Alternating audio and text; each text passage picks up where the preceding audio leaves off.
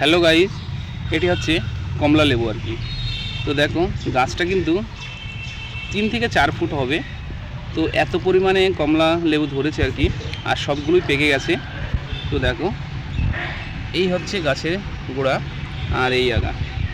তো এত পরিমাণে কমলা ধরেছে, পুরো নিচে দেখো সবগুলো কিন্তু পেকে গেছে। আর এখানে কিছু কিছু গাছ আছে, আমি দেখাবো। তো চলো আগে কমলাগুলো দেখাই। দেখো এখানে প্রায় এক ঝোঁকায় 7টা লেবু আছে। আর দেখো নিচেই পড়ে আছে অনেক। আমি বলেছিলাম যে 3 থেকে 4 ফুট গাছটা হবে, খুবই ছোট। প্রচুর পরিমাণে ধরন এসছে। দেখো ওদিকেও আছে। এই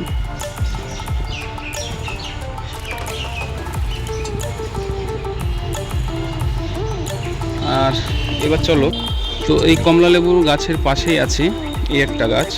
এই যে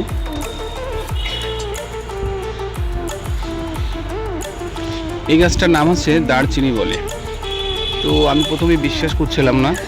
তো আমি এই পাতা মানে একটুখানা ছিঁড়ে শুকলাম, একদম দারচিনি, যেটা হচ্ছে কাঠ বলে আর কি, যেটা মাংসই দেওয়া হয় আর কি। তো দেখো কত সুন্দর ফুল এসছে।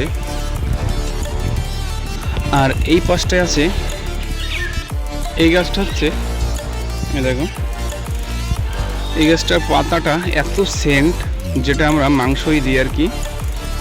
মিট মশলা, যেটা মিট মশলা তৈরি হয় এই পাতা থেকে তৈরি হয়। খুব সুন্দর, দেখো সেন্টটা হেভি।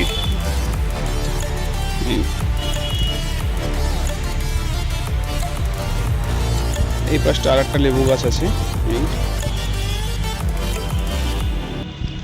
তো বন্ধুরা, এই যে লেবুটা আমি একটু পরেই খাবো, আর মাঝে মাঝে খাই এখান থেকেই।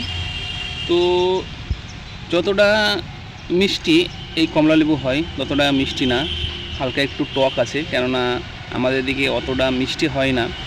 যেগুলো পাহাড়ি লেবু হয় ওগুলো অনেক সুন্দর মিষ্টি হয়, ভালো লাগে খেতে। আর মানে একটু টক টক লাগে, তাও খেতে ভালো। লবণ দিয়ে হালকা খেতে হয়। তো ঠিক আছে, এখানে আরও অনেক সুন্দর সুন্দর গাছ আছে। যদি ভিডিওটা ভালো লাগে লাইক শেয়ার কমেন্ট করবে। আরও পরের ভিডিও আমি দেখাবো। আরও ওদিকে ইলাচ গাছ আছে, অনেক কিছুই আছে, তো আমি দেখাবো। তো ঠিক আছে, আজকে এই পর্যন্ত। সবাই ভালো থাকবেন, সুস্থ থাকবেন। আসসালামু আলাইকুম।